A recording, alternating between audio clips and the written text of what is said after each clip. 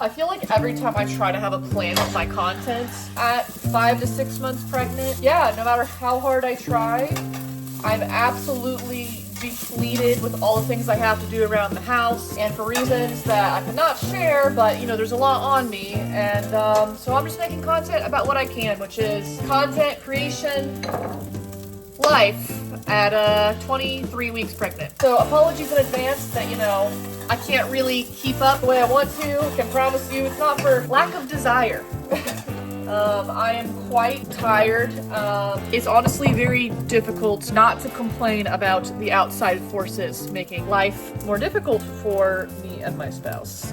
But I'm going to refrain from sharing on the internet. But what I want to say is that I did find a content calendar that has actually been working for me just planning wise.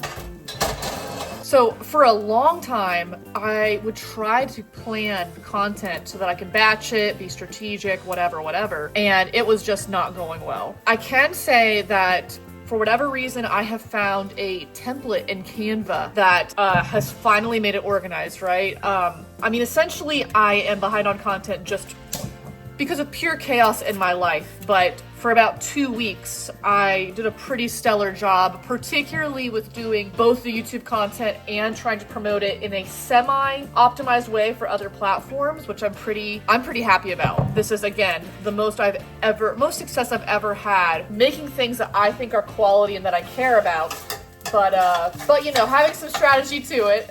So I can tell you that currently I'm kind of doing a mix. I'm trying to do one YouTube video a week. Every other week, I'm trying to do one of my technical videos, which is the week I'm behind on. And the other times, I am trying to do just videos that come to mind, questions I get asked all the time.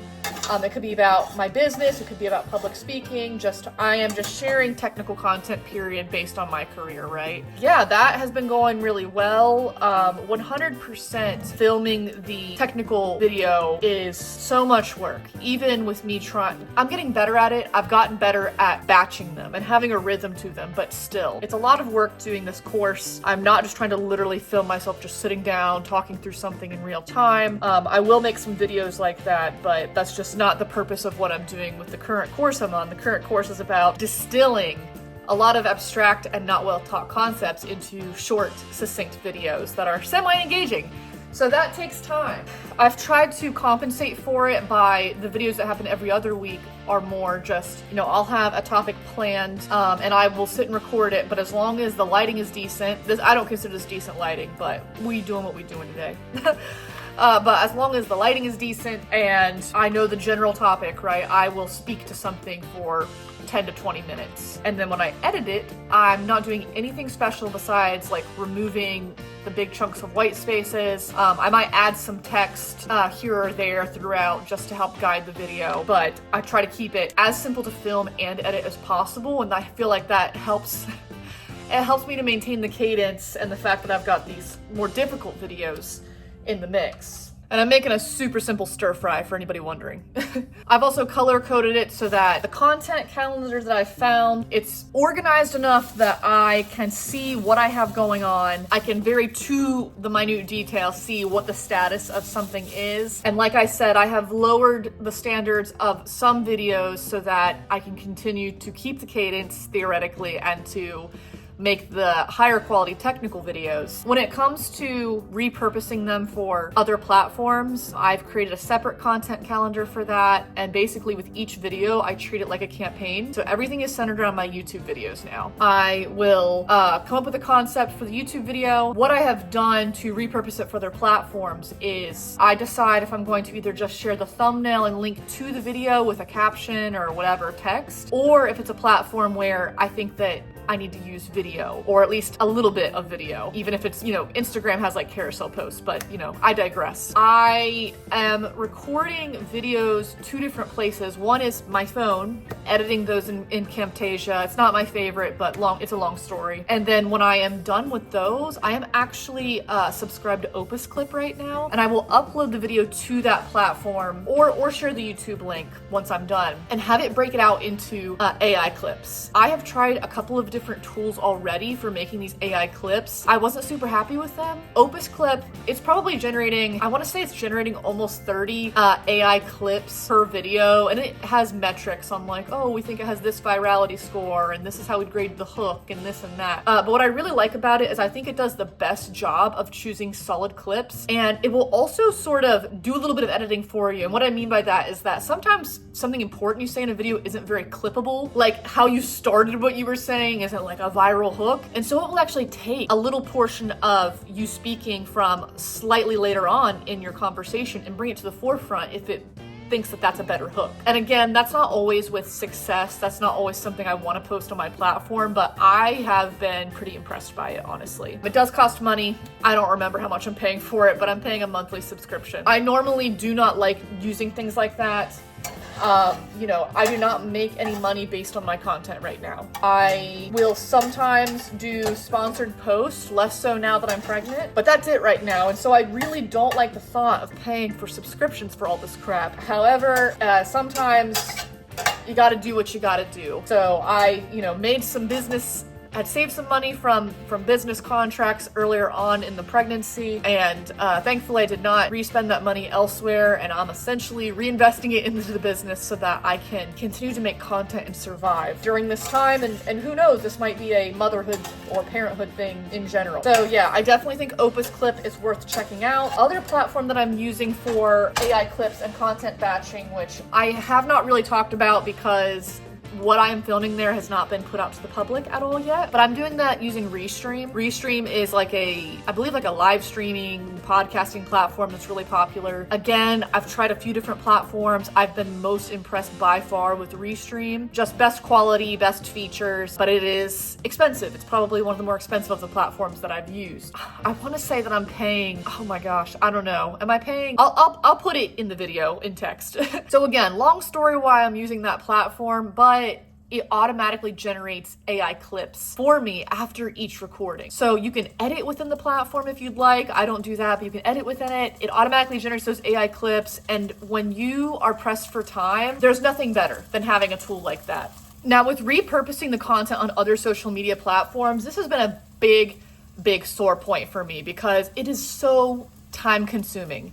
And I'm actually going to do separate videos on very minute aspects of what's time consuming because it pisses me off that much and is that big of a deal. However, I have not found the perfect solution except for, in my mind, centering everything around this YouTube video, standardizing the format in my mind of content that will go on each platform based on this. And it has to be doable. It has to be something that I'm able to do within, I don't know, like an hour or something. And then scheduling it out on the platforms where I can schedule. Again, I have a lot of complaints here. I've always been a bit of a lazy cook, but we have reached new heights here while pregnant. So ultimately, I am also trying to be more efficient about the way I do content, right? It's really easy to be a perfectionist about how your content turns out. There's so many different things that you can spend time on. Really what I have done I have estimated basically how much time it takes to make each YouTube video, and I have very much time boxed it within that, like an hour to plan the video, and this is for the higher quality videos, an hour to plan the video, about 45 minutes to film the video, and then, my God, editing is always what takes the most time. Editing, I more so split out over a couple hour blocks over the course of 3 to 4 days. So we're still talking about a decent number of hours being spent on just one YouTube video. And then when it comes to where it's being cross-posted, again, I'm not overthinking it. I'm writing up a caption, doing the scheduled format, which is usually going to be the AI-generated clip of the film, or it's going to be the thumbnail with some text, because again, that is what's possible to keep up with across Instagram, TikTok, X,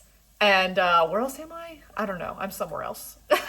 As well as YouTube. I will say that the platform that is still being neglected is Substack. And I did make that part of my content platform, but I think that as successful as the content calendar has been so far, that might have just been a little bit too much for me to expect all at once for it to fall into place. I've already got one long form platform I'm using, YouTube, and I've planned out some content for the Substack, but it's just a little bit much. All right, here's my easy breezy cover girl stir fry.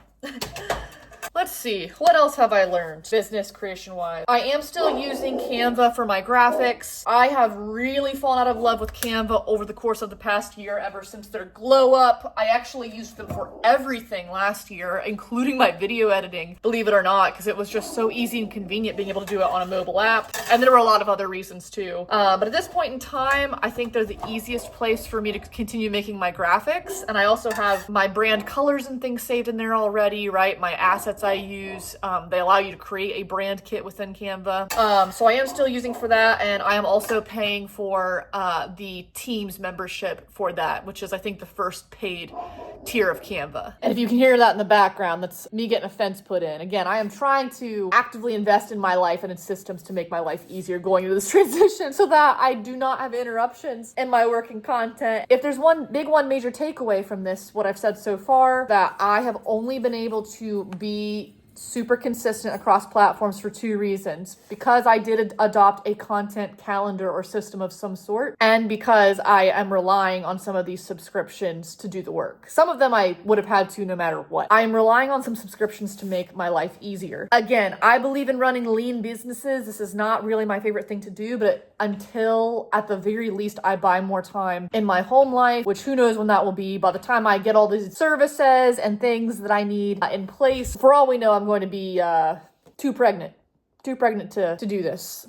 If you want to know why I'm focusing more on YouTube when historically I have not really, there's a few reasons. One is that I have a coding course that is long overdue. Every obstacle that could have possibly come in the way and delayed this course this year has done so. So I'm trying to deliver on that promise, and delivering on that promise is pretty much going to take most of my mental and physical energy during the pregnancy. But there are other reasons. The second reason is that I am too exhausted to make short form content, engaging short form content. The kind of videos that I was making before, they were a lot of effort, and I didn't feel like they were. I didn't complain about it because I really enjoyed doing it. I really do love making videos. Long form too. However, while pregnant, there's absolutely no way. So it's just easier to kind of sit into like some deep focus mode and create longer form things without having to worry about making it engaging like crack.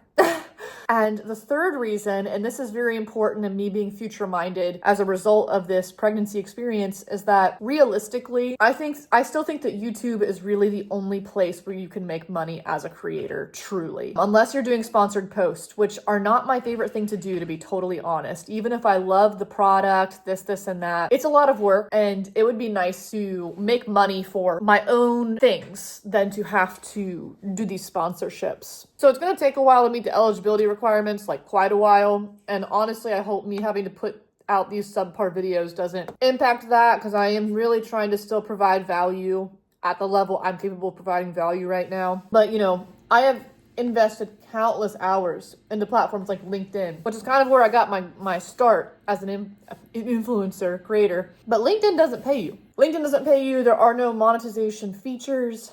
That is where I have done my sponsored post. So I did make money indirectly because of LinkedIn, but how much free content, how many hours did I put in order to solicit those paid sponsorships? And on top of having to create the paid sponsorships, it was a lot. And so while I don't think I'm going to get rich off of a platform like YouTube, I think it only makes sense to invest in a platform that, pays creators. So YouTube's paying creators, Substack, right? People have to subscribe to you, but that's also part of why I wanted to be a part of the Substack ecosystem. And I know that you can get payouts on like Instagram and X and TikTok, but I'll be honest, I think those platforms are really hard to grow on. Not as much TikTok, but Instagram and X especially. I don't think TikTok is as hard to grow on. It's just that from what I've seen from other creators, you don't get paid much. I don't pay for this, but I kind of forgot to mention in the beginning. I kind of skipped over short form a little bit. For the short form video editing, since I'm no longer using Canva, I'm not using CapCut. I don't believe I'm paying for that. It's not a perfect solution, to be totally honest with you. And again, I'm going to make a whole video about why that is. But I don't like having to use a special video editing app for TikTok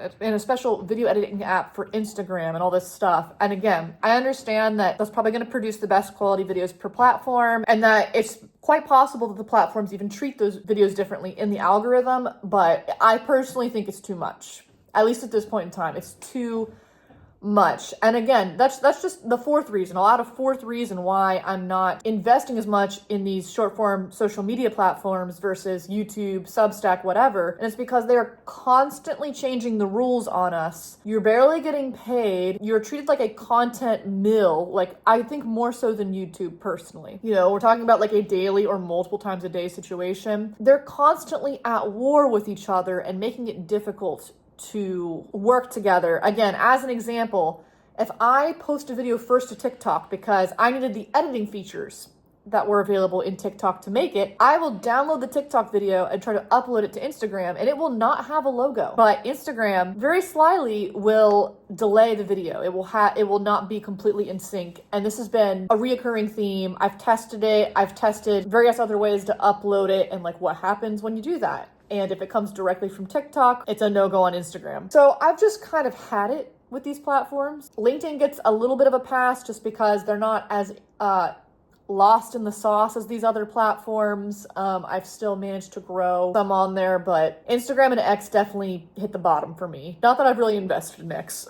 So yeah, let me know what questions I can answer on the content creation side of the business. If you have any questions about the tools I'm using or my strategy, whatever, please let me know. If you have any questions around, you know, doing this, you know, while pregnant or while time limited, again, happy to answer those in the comments. But some weeks be like this. Some weeks be super freaking busy. I'm depleted, I'm pregnant. I can't stay up into the night or skip meals and stuff like I used to before I was pregnant. So here we are. I hope this video was helpful, and take care.